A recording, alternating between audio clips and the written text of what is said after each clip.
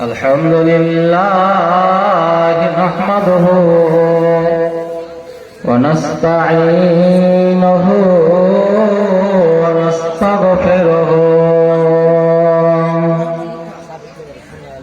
ونؤمن به ونتوكل عليه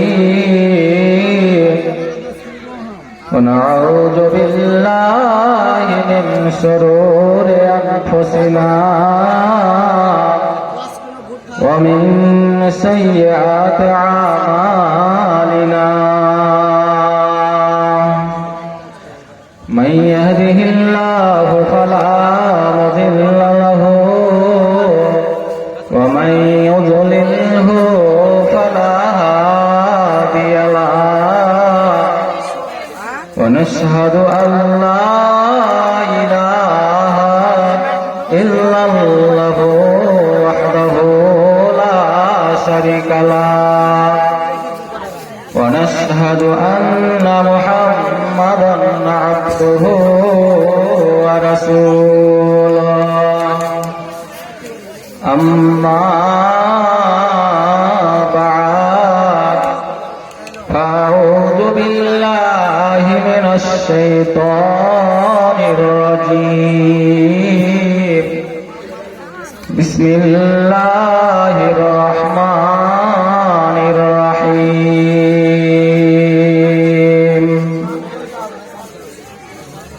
وإذا بشر أحدهم بالأنثى ظل وجهه مسودا وهو كظيم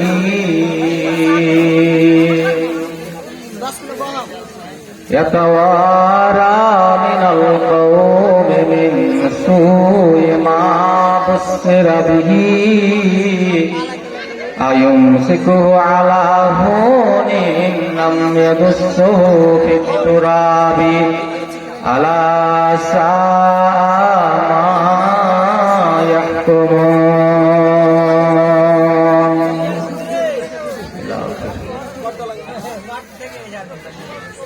মা ও গো মা তুমি আমার মা জীবন ধরে মাগো জীবন ধরে মাগো আর পাওয়া যাবে না 10 মাস ধরে মাগো তুমি রেখেছিলে পেটে প্রসবের সময় মাগো তুমি পেয়েছো যে বেদনা মা ও গো মা তুমি আমার মা তোমার মতো মা জীবন ধরে মাগো আর পাওয়া যাবে না 2 বছর ধরে মাগো 2 বছর ধরে মাগো দুধ পান করিলাম তোমারি একই দিনের দাবি মাগো পরিশোধ হবে না মা ও গো মা তুমি আমার মা তোমার মতো মা জীবন ধরে মাগো জীবন ধরে মাগো আর পাওয়া যাবে না। আসসালামু আলাইকুম। ভলেন্টিয়ারদের উদ্দেশ্যে বলা হচ্ছে আপনারা আপনার দায়িত্ব পালন করুন, আপনারা আপনাদের দায়িত্ব পালন করুন। রাস্তাঘাটে যেখানে সেখানে জ্যাম দেখাচ্ছে আপনারা সেখানে যান এবং বুঝিয়ে বলুন। ভলেন্টিয়ারদের উদ্দেশ্যে বলা হচ্ছে আপনারা আপনাদের দায়িত্ব পালন করুন। উপস্থিত মাননীয় যোগ্যতম আজকের সভার নির্বাচিত সভাপতি সাহেব, ওলামায়ে কেরাম, সামনে বসে থাকা ভাই বন্ধু সকল, পর্দার আড়ালে পর্দানাসীন মা ও ভগ্নীগণ, সর্বপ্রথমে সেই মহান আল্লাহর প্রশংসা, সেই মহান আল্লাহর তারিফ, যার অসীম দয়ায় বহু মহামারী থেকে আমরা বেঁচে থেকে, সুস্থ থেকে আজ নেকি অর্জনের জন্য, কিছু দিন শিক্ষা অর্জনের জন্য আমরা এই মাহফিলে আসতে পেরেছি। তাই সকলে বলবো আলহামদুলিল্লাহ, জোরে সোরে বলবো আলহামদুলিল্লাহ।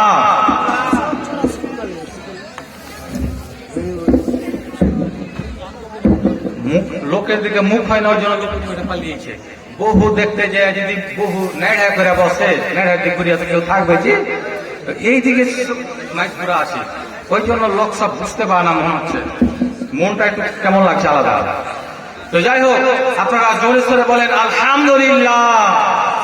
তারপরে পরে আমাদের শেষ নবীর প্রতি শান্তির ধারা বর্ষিত হোক। সকলে বলেন সাল্লাল্লাহু, জোরে বলেন সাল্লাল্লাহু আলাইহি ওয়াসাল্লাম। আল্লাহুম্মা সাল্লি ওয়া সাল্লিম ওয়া বারিক আলাইহি।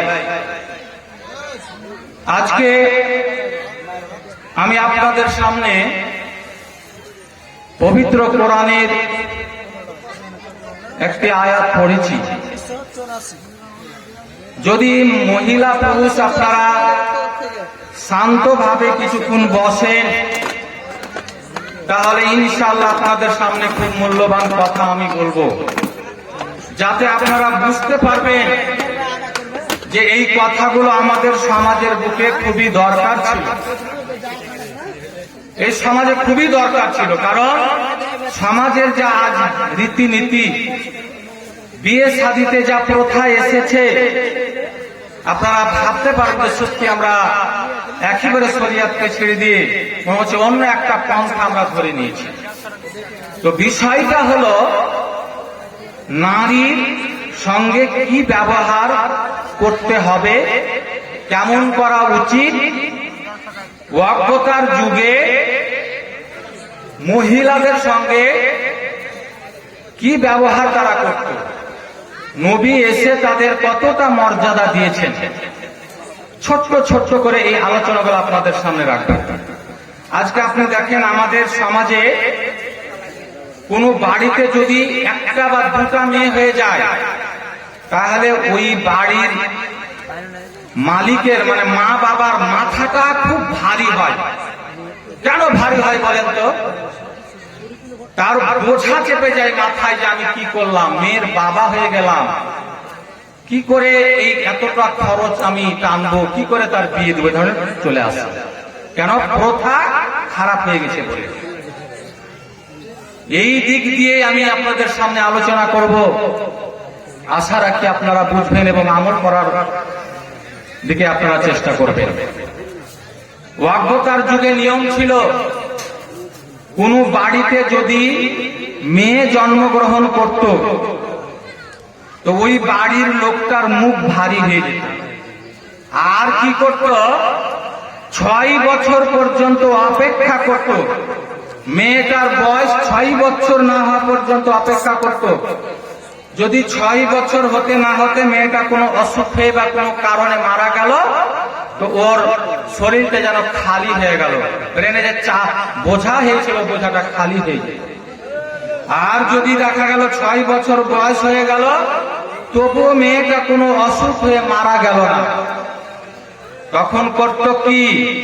ওই মেয়েটাকে জঙ্গলে নিয়ে যেত, আর জঙ্গলে নিয়ে গিয়ে গর্ত খুঁড়ে নিজের মেয়েকে জঙ্গলে পুঁতে আসত। এই কাজটা কি ভালো করতে বলেন তো? কখনোই না। সকল বলেন কখনোই না। সুবহানাল্লাহ। আল্লাহ আমার বলেন, ওয়াইদা বুসিরা আহাদুহুম বিল উনসা জাল্লা ওয়াজহুহু মুসওয়াদ্দান ওয়া হুয়া কাযীম। আল্লাহ আমার বলেন, যখন অজ্ঞতার যুগে কোন বাড়িতে মেয়ে জন্মগ্রহণ হতো, আর ওই মেয়ের বাবাকে মানে ওদের মধ্যে কাউকে তার মানে মেয়ের বাবাকে মেয়ে হওয়ার সংবাদ দেওয়া হতো যে তোমার মেয়ে হয়েছে।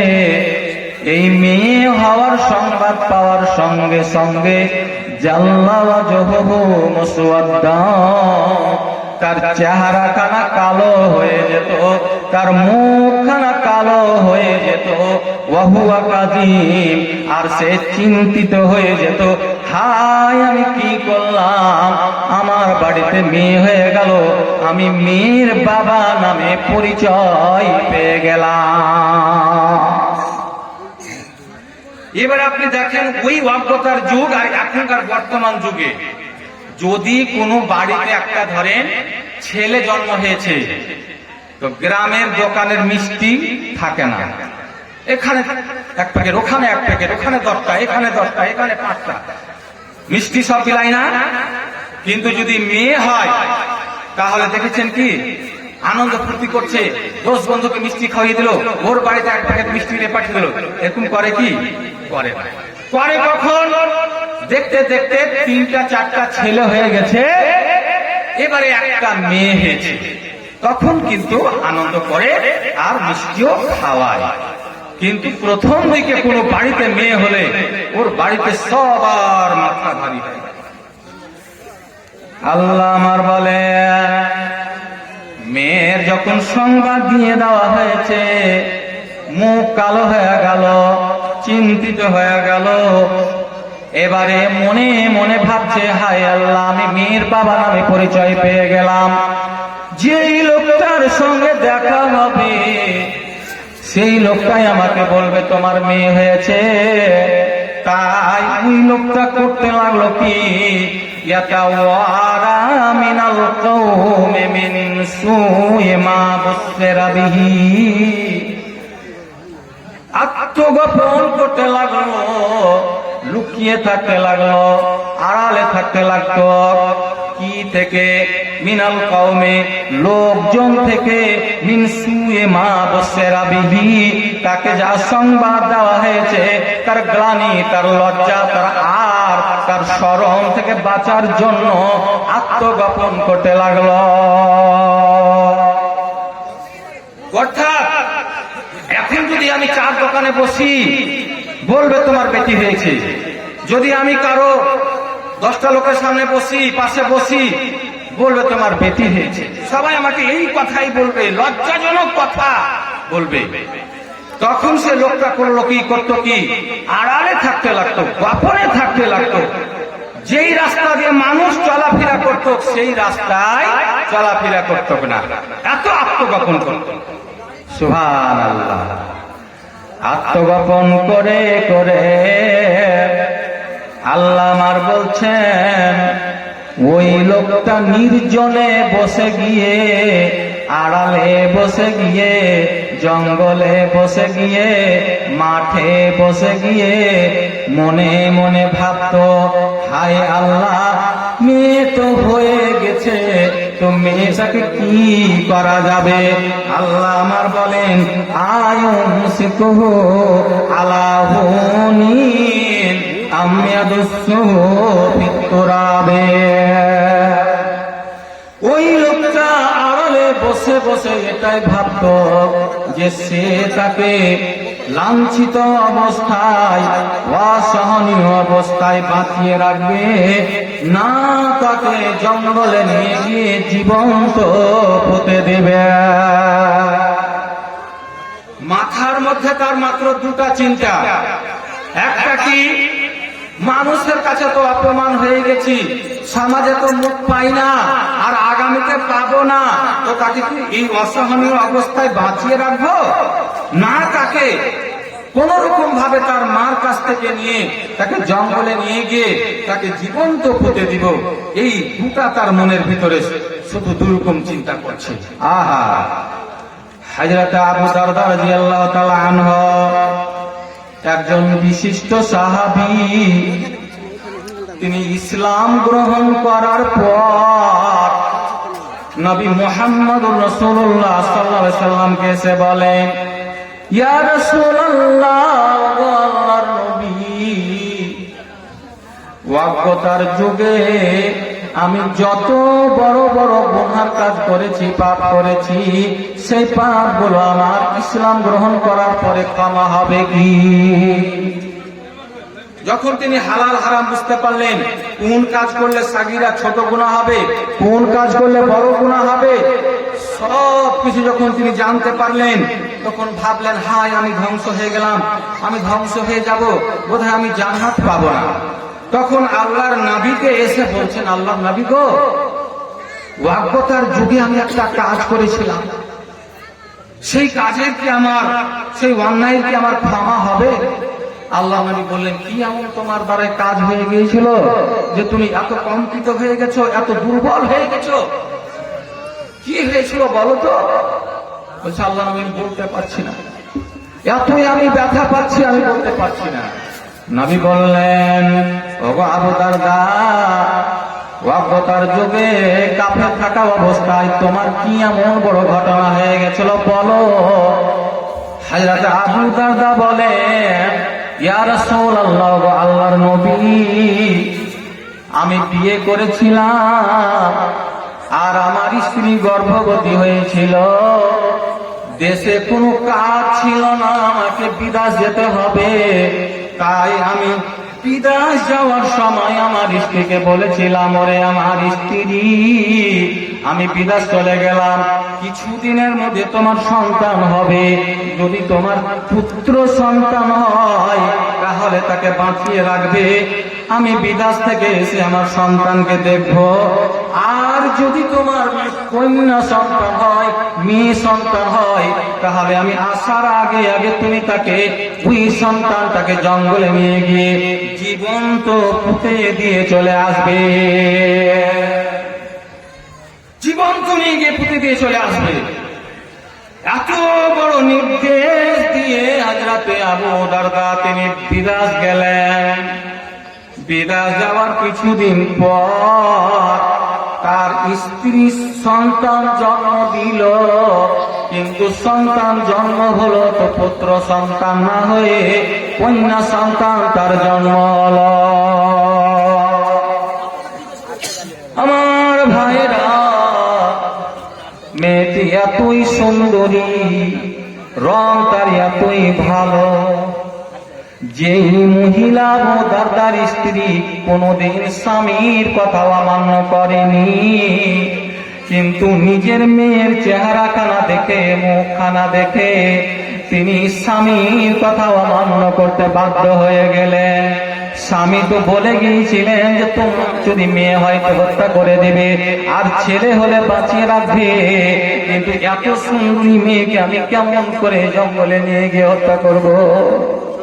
খুব কাতর হয়ে গেল, স্বামীর কথা অমান্য করে দিল। স্বামী বিদেশে আছে, মেয়ে বাড়িতে ওই সুন্দরী মেয়েটাকে সুন্দর ভাবে লালন পালন করতে লাগলো। আস্তে আস্তে মেয়েটি বড় হয়ে যায়। এইদিকে স্বামী যখন বাড়ি আসবে, হযরত আবু দারদার স্ত্রী কত জ্ঞানী মহিলা ছিলেন, ভাবলেন যদি আমার স্বামী এই মেয়েটিকে আমার কোলে দেখতে পাই, তাহলে এসে আমার কোল থেকে নিয়ে তাকে হত্যা করে দিবে।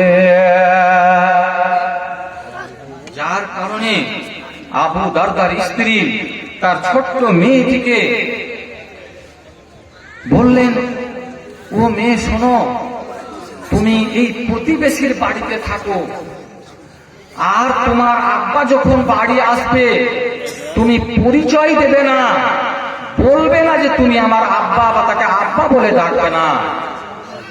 এমন ভাবে ছোট্ট মেয়েটিকে শিক্ষা দিয়ে দিল, মারে এই বাড়িতে তুমি থাকবে, আর মাঝে মধ্যে আসা যাওয়া করবে, আবার তুমি ওই প্রতিবেশীর বাড়িতে যাবে আর থাকবে।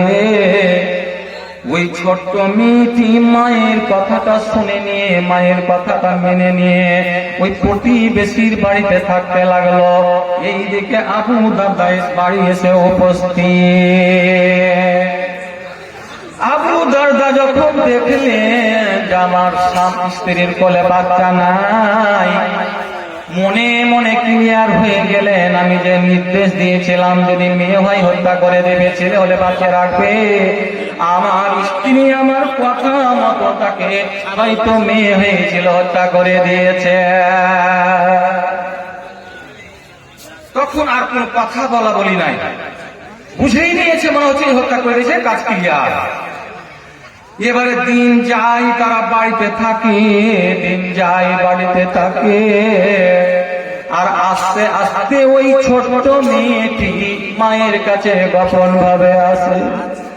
মেয়েটি এত জ্ঞানী, মা যেমন বলে দিয়েছিলেন, মারে তোমার আব্বার সামনে আমাকে মা বলে ডাকবে না, তোমার আব্বা যদি জেনে নাই তুমি আমার মেয়ে, তোমাকে জঙ্গলে নিয়ে গিয়ে হত্যা করে দিবে, আর আমাকে তোমার আব্বা শাস্তি দেবে, কারণ আমাকে হুকুম করে গেছে যে মেয়ে হলে তুমি তাকে হত্যা করে দিবে। ও মা রে, তোমার আব্বার সামনে আমাকে কোনো সময় মা বলে ডাকবে না, আর তোমার আব্বাকে পরিচয় দেবে না যে তুমি আমার আব্বা।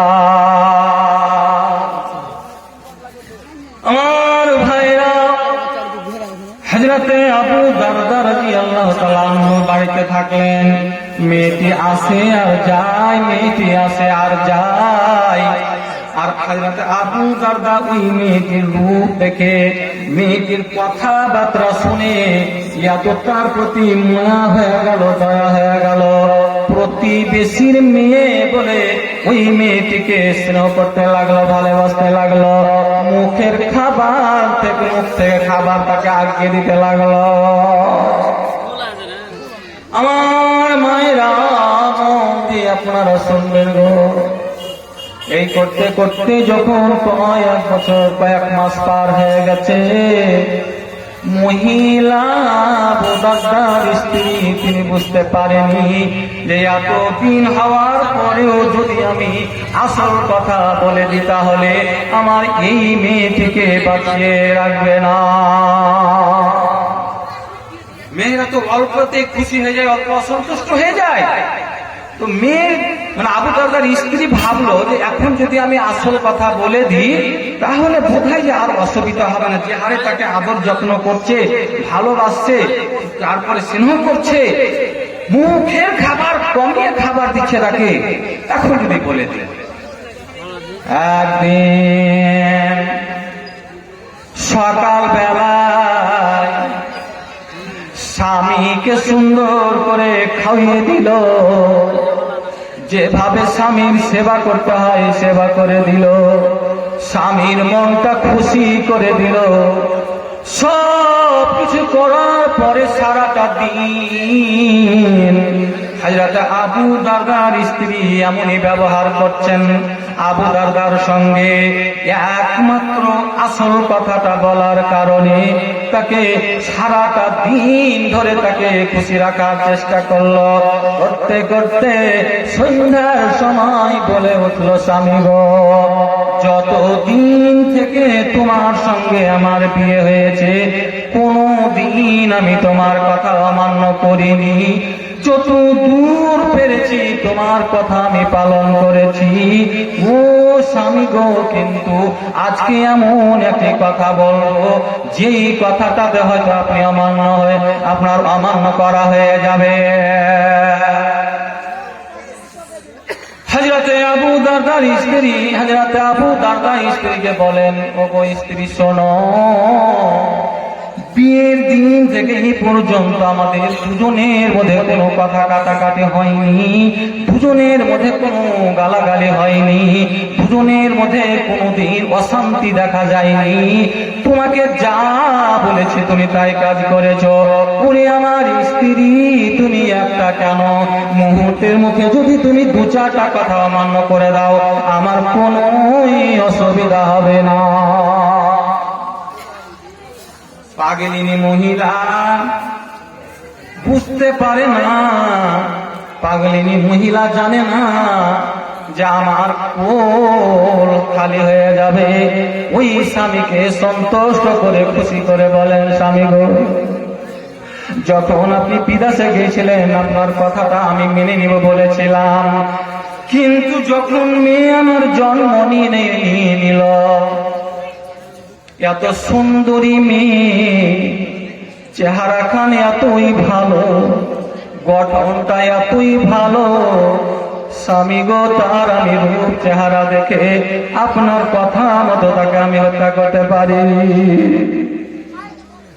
স্বামী গো, যেই মেয়েটি হালিমার বাড়ি থেকে আপনার কোলে আসছে আর বসছে, যে মেয়েটিকে আপনি লালন পালন করছে, ওটি ওই হালিমার মেয়ে নয় স্বামী, এটি হচ্ছে আপনারই মেয়ে।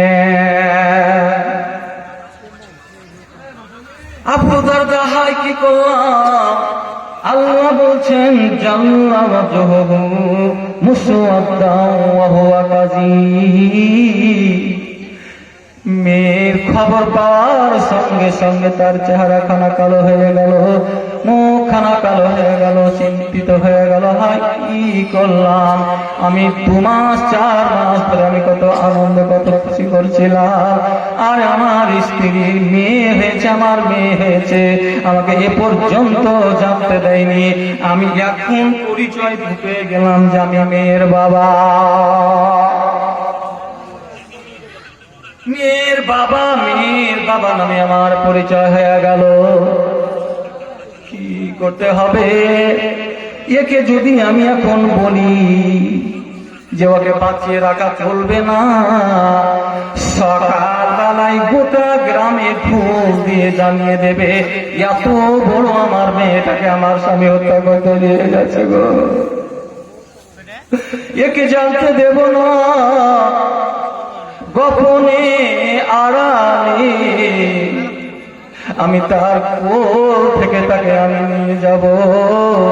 এই করে রাতে শুধু বাহানা করে আল্লাহ বলছেন আয়ুমসিকুহু আলা হুনিন আম ইয়াদুসসুহু ফি তুরাবে। মনে মনে ভাবতে লাগলো, হায় আল্লাহ, মেয়ে হয়ে গেছে, আমি কি করব, বাঁচিয়ে রাখবো না মাটিতে পুঁতে দেব।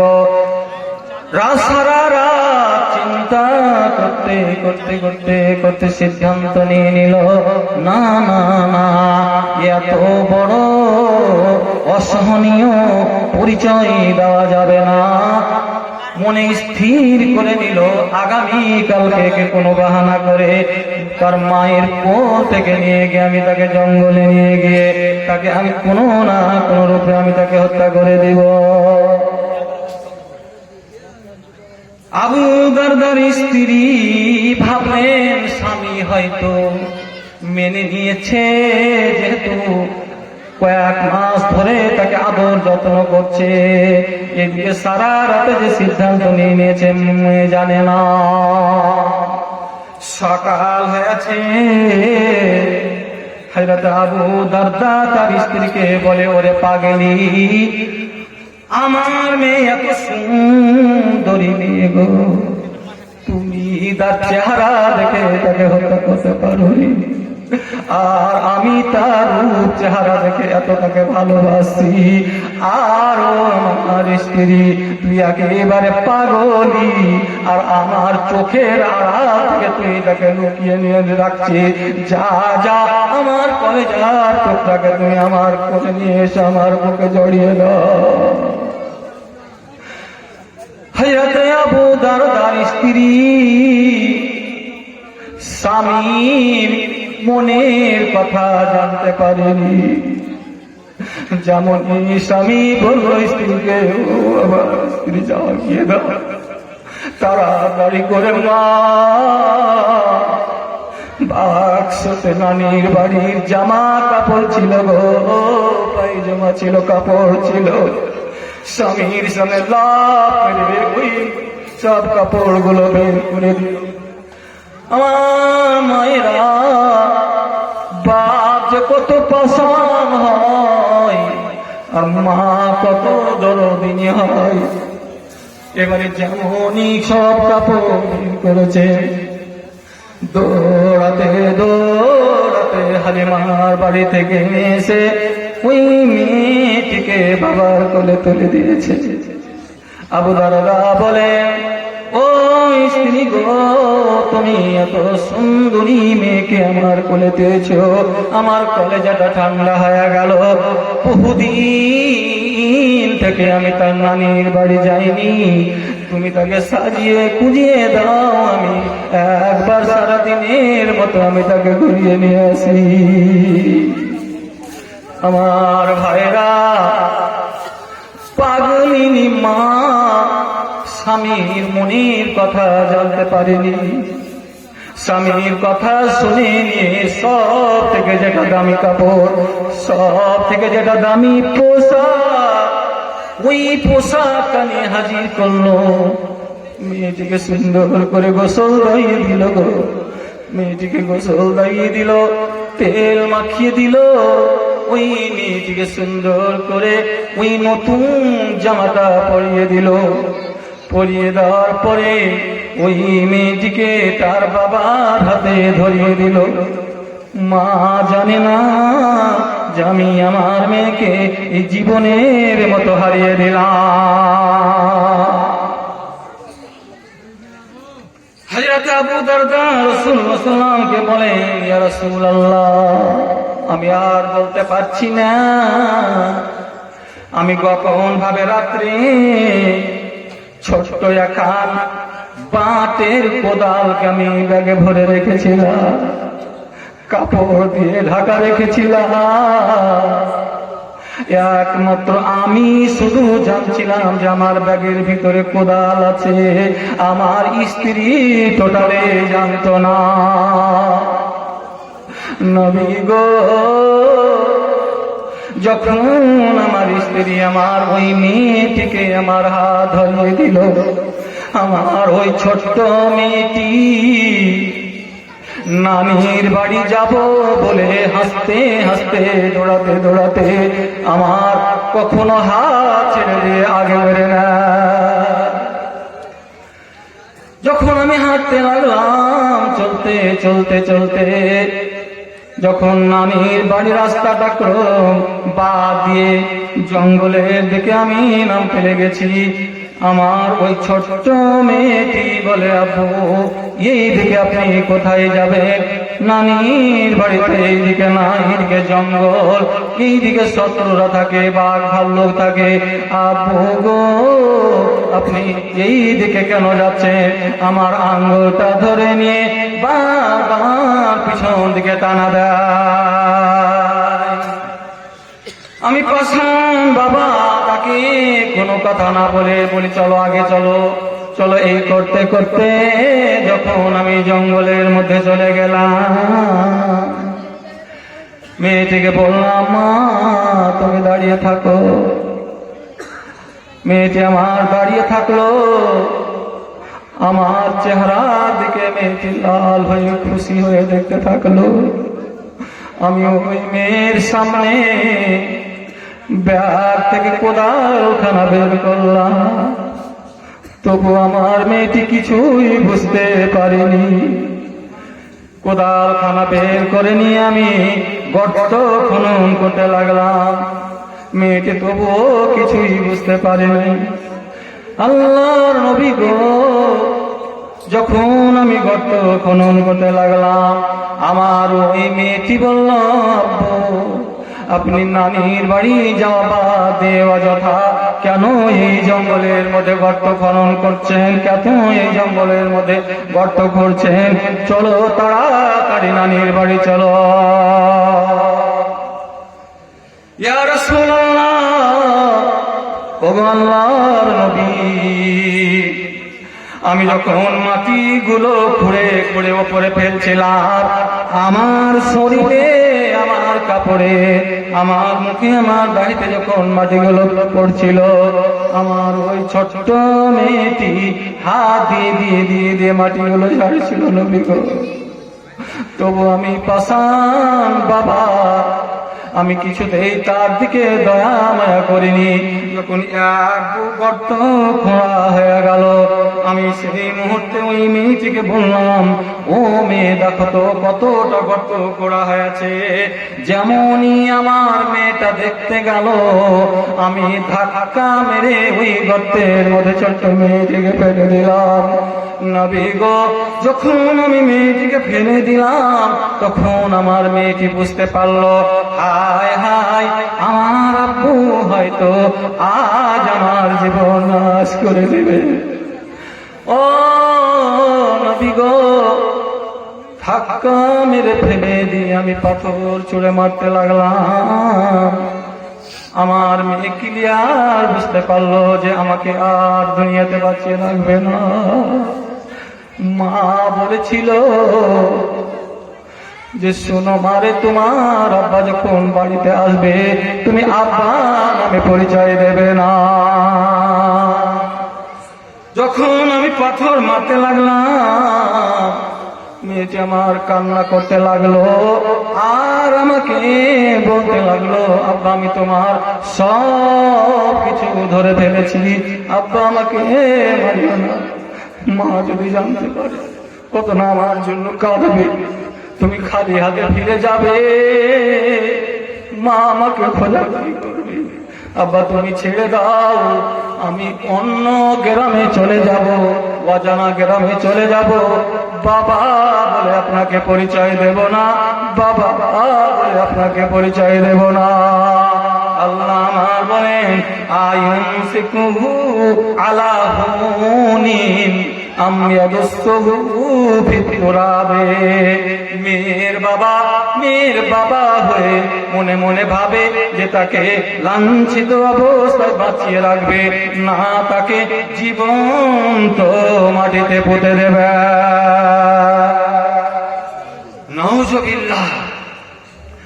ইয়া রাসূলুল্লাহ,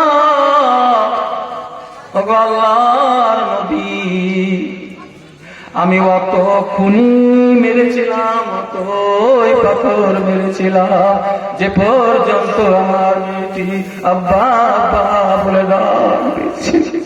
আমি পাষাণ বাবা, মেয়ে আব্বা বলছে, আর আমি পাথর ছুঁড়ে ছুঁড়ে মারছি।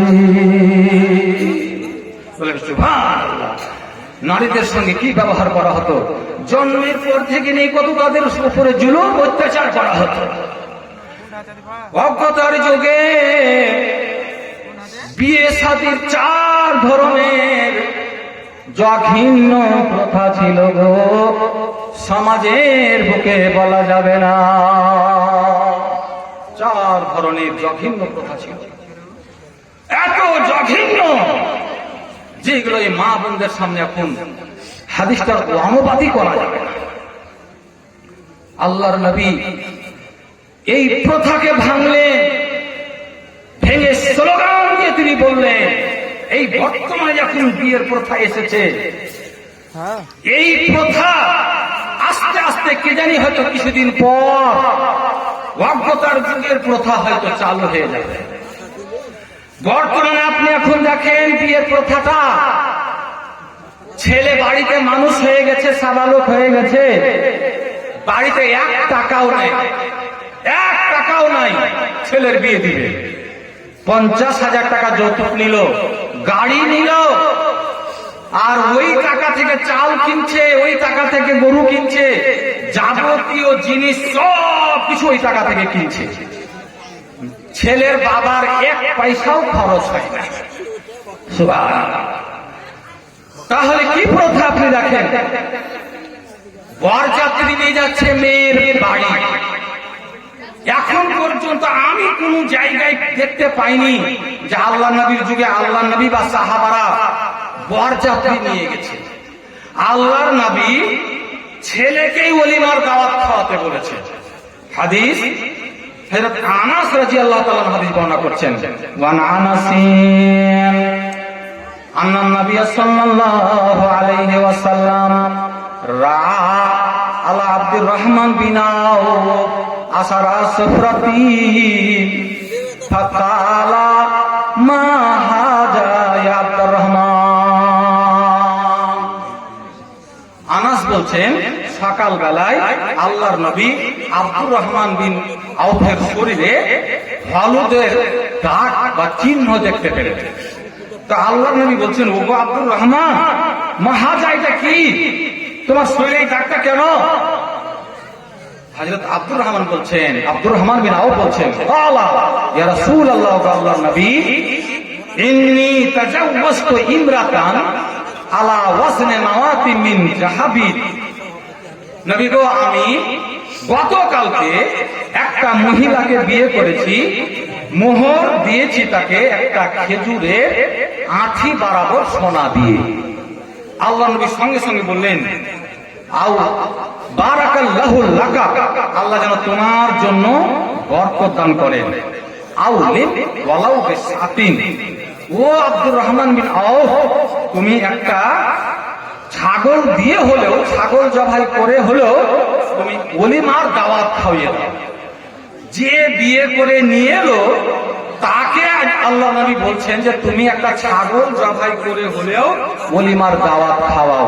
এ কথা বললেন না যে কতজন নিয়ে গেছিল তোমার শ্বশুর বাড়ি, কতটা বরযাত্রী নিয়ে গেছিলে, কতখান গাড়ি নিয়ে গেছিলে, এ কথা বললেন না, তুমি ওলিমার দাওয়াত খাওয়াও। আমরা আজ ওলিমার দাওয়াত কোন বাড়িতে খাই? পাত্রীর বাবার বাড়িতে গিয়ে ওলিমার দাওয়াত। এটা কি ঠিক? একেবারে ঠিক। আর এই পাত্রীর বাবাতে গাড়ি বোঝাই করে বরযাত্রী নিয়ে যাওয়ার কারণে আজ পাত্রীর বাবার মাথায় বোঝা হয়ে গেছে। মেয়ে হওয়াটাকে অসম্মানীয় মনে করছে। আমার ভাইরা, আমরা এখানে অনেক মহিলা পুরুষ আছে গো, মা বেটি বসে আছে গো, শাশুড়ি বউ বসে আছে গো। একটা কথা বলছি, মনে কিছু নেবেন না, একেবারে জানার কথা।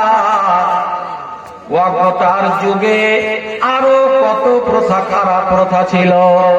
যখন কোন মেয়ে ঋতুবতী হতো গো, তাদের নিয়ম ছিল ওই মেয়েটিকে বাড়ির ভিতরে রাখতো না, ওই মেয়েটিকে ঘরের মধ্যে রাখতো না, ওই মেয়েটিকে রান্না বান্না করতে দিত না, ওই মেয়েটির সঙ্গে কথা বলা বলে করতো না।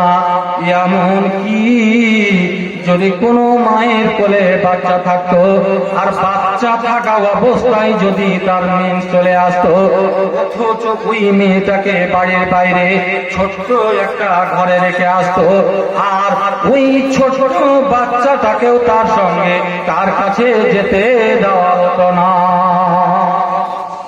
আল্লাহ নবী বললেন, ইসনাউ কুল্লা শাইইন ইল্লা নিকাহ ইল্লা জামা। বলছে দৈহিক সম্পর্ক ছাড়া ওই মেয়েটি ওই অবস্থায় বাড়িতেই থাকবে, রান্না বান্না করবে, রান্নার ঘরে যাবে, একসঙ্গে খাওয়া দাওয়া করবে, এটা কোনো খুব খারাপ জিনিস নয়। আল্লাহর নবী এসে তাদের মর্যাদা দিলেন, সম্মান দিলেন, এটা খারাপ জিনিস নয়। আমার ভাইরা, আল্লাহর নবী বললেন, ওরে যুবকের দলেরা, যখন তোমাদের মধ্যে কেউ বাতের খবর রাখবে, ক্ষমতা রাখবে, সে যেন বিয়ে করে না। তাহলে বিয়েটা কাকে করতে বললেন? ছেলে পক্ষকে। যে বিয়ের বয়সে পৌঁছে গেছে, যার বাড়িতে ছেলে মানুষ হয়ে গেছে, বিয়ে দিতে হবে, তাকে সম্বোধন করে বলছেন, ইয়া মাশারাস শাবাব, রে যুবকের দলেরা, মানিস দাতা আমিন কুমুল বাত, তোমাদের মধ্যে যে ব্যক্তি বাতের খবর রাখবে সে যেন বিয়ে করে। বিয়ে করলে কি হবে? ফাইন্নাহু আগাদ্দুল বাসারে ওয়া আহসানুল ফারজি, লজ্জাস্থানের হেফাজত করবে আর চোখটাকে নিচে রাখবে। এই কথা আল্লাহ নবী বলেন। এবারে বাতের অর্থটা কি? এক এক মুফাসসির এক এক ধরনের তার তাফসীর করেছে। বাতের অর্থ মোহর, বাতের অর্থ দৈহিক ক্ষমতা, বাতের অর্থ মেয়েটাকে যে নিয়ে আসবে তার জন্য খাওয়া দাওয়া, যত রকমের ব্যবস্থা তার লাগে, যত দরকারি জিনিস আছে সব কিছুই তার জোগাড় করতে হবে, সকাল থেকে 3 বার 4 বার 5 বার খাবে, তার জোগাড় করতে হবে। আর আরেকটা অর্থ আছে শুকনা, মানে থাকার জায়গা লাগবে।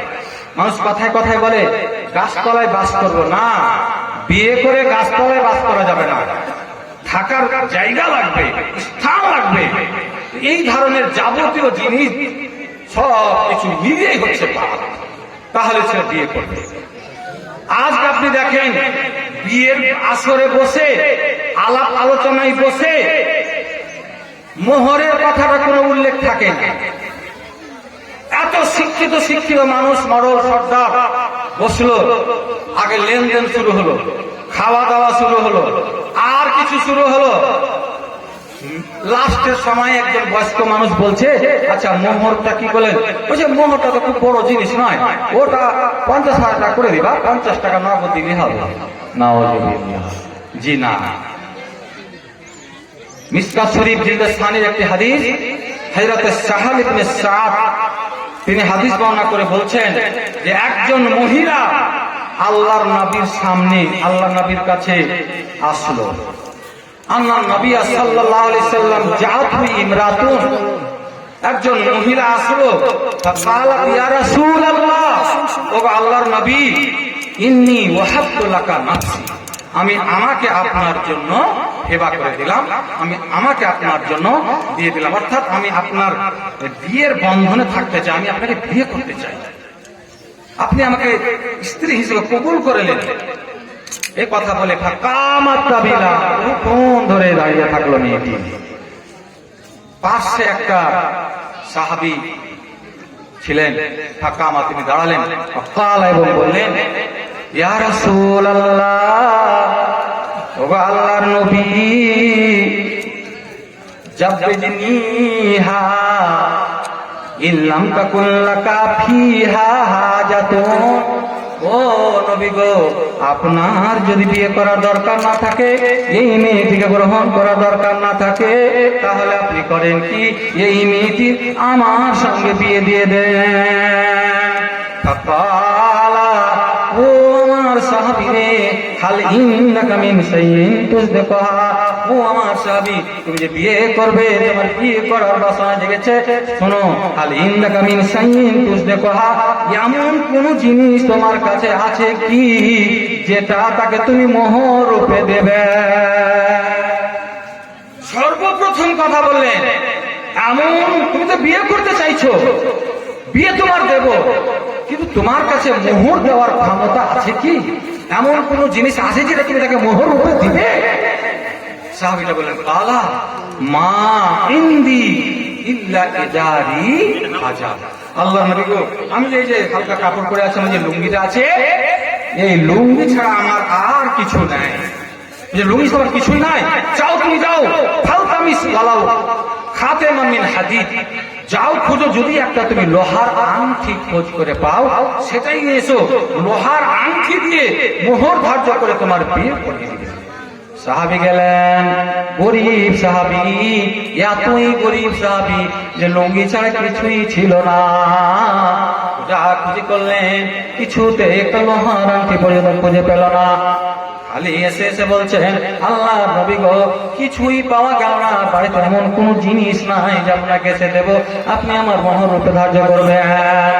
আল্লাহর নবী বললেন, হাল মাকা মিনাল কোরআন শাইউন, ও আমার সাহাবী গো, তুমি কি কোরআন পড়া জানো? তুমি কি কিছু কোরআন তোমার জানা আছে?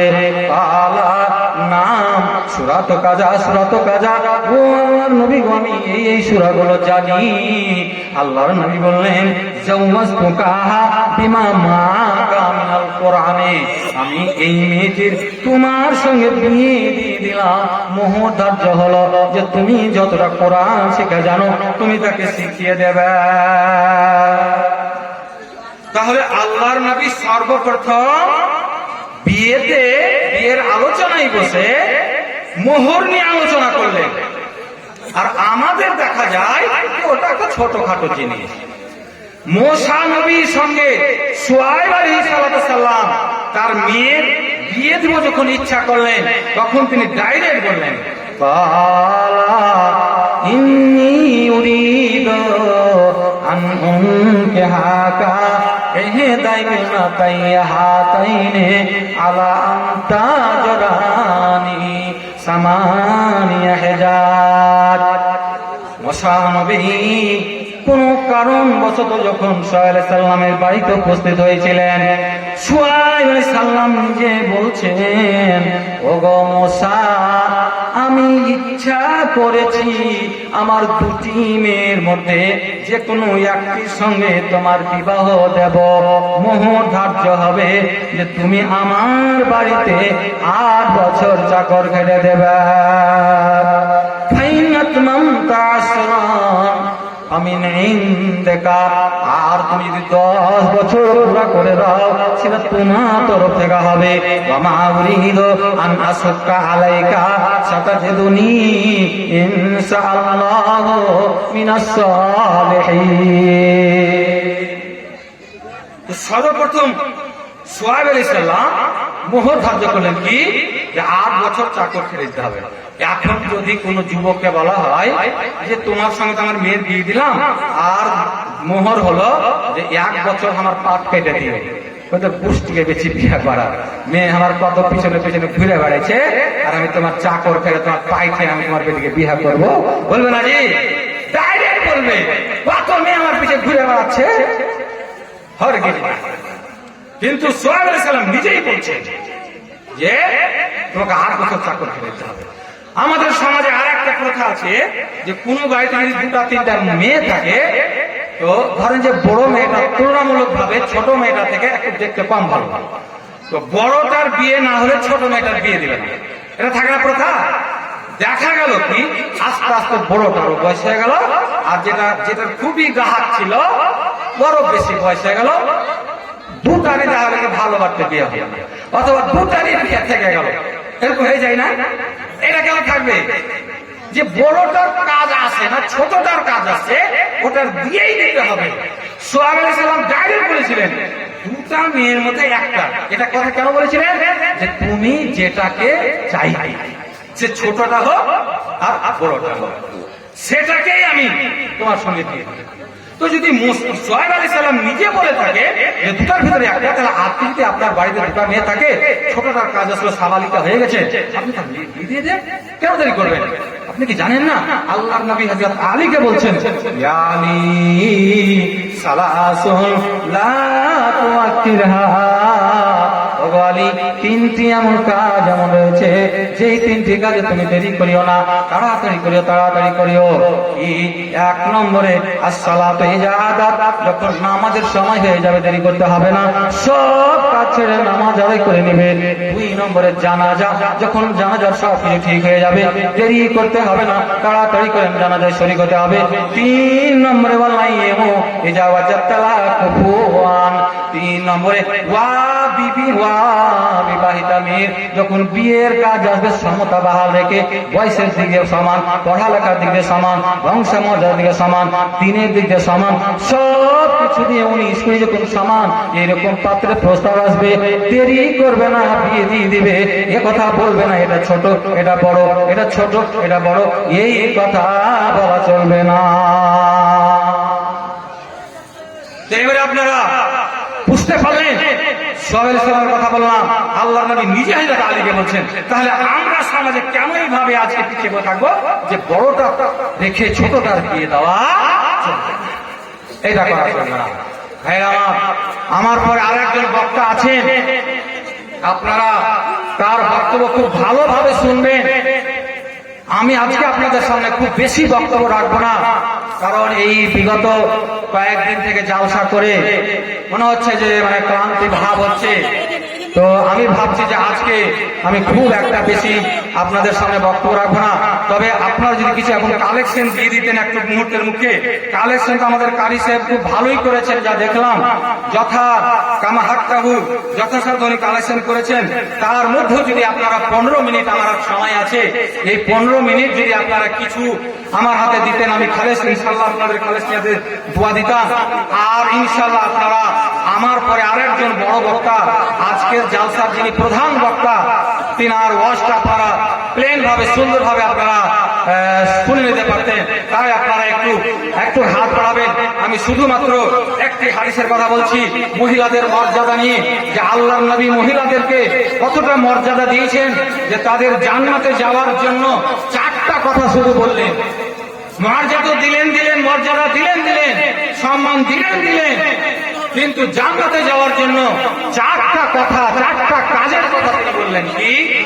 আল মারাতু ইযা সাল্লাত খামসাহা ওয়া সামাত সাহরাহা ওয়া হাফাজাত ফারজাহা ওয়া আতাআত বালাহা ফালিতাদখুল মিন আইয়ি আবওয়াবিল জান্নাতি শাআ। লিখে দিল। আচ্ছা, বেনামি আল্লাহ 100 টাকা দাম দিল না, আওয়াল ইনাম আছে তোমার জানা, আল্লাহ মাফ করে দিও তারে গুনাহ। গান করে যতদিন বেঁচে রবে এই ধরার মাঝেতে সুখে শান্তিতে রাখো তাকে, খাই জানো দুধে ভাতে। আমিন আমিন আল্লাহ, আমিন আমিন। মোদের দোয়া কবুল করো রব্বুল আলামিন, আমিন। হ্যাঁ, মতি ঠিকাদার বাবলাও না, তো উনি হয়তো নিজের দানটা দিবেন, তো উনি এখন ওনাকে ডাকলে হয়তো আসতে লজ্জা পাবেন নাকি, কারণ যে বাবলাও না আমার শ্বশুর বাড়ি, তো বাবলাও না শ্বশুর বাড়ি, এখন ওকে ডাকবো, আমার সময় চলে আসবে, আচ্ছা যদি বেশি দান না দিতে পারে তো হয়তো লজ্জায় পড়ে যাবে।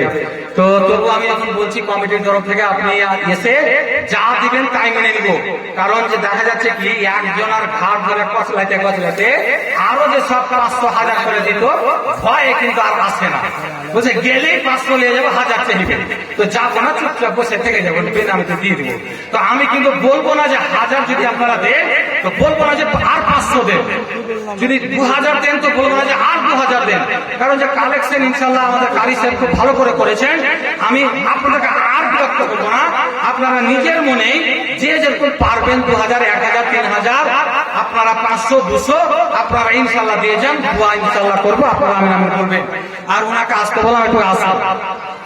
জাহাঙ্গীর আবু তালেব এটা দিয়েছে না, খালি ডাকবো দিয়েছে, কতটা বলো? 10 কেজি ভুট্টা, আচ্ছা 10 কেজি ভুট্টা, জাহাঙ্গীর আবু তালেব। হ্যাঁ, বেলাল 10 কেজি ভুট্টা, আব্দুল বাসির পিতা বেলাল 10 কেজি ভুট্টা, মুমতাজ কবিরাজ মুমতাজ কবিরাজ 10 কেজি 10 কেজি ভুট্টা, ভুট্টা, জামাল জামাল 10 কেজি গম, 10 কেজি গম, ইসহাকের মা এসাকের মা 10 কেজি গম, 10 কেজি গম, উজির উজির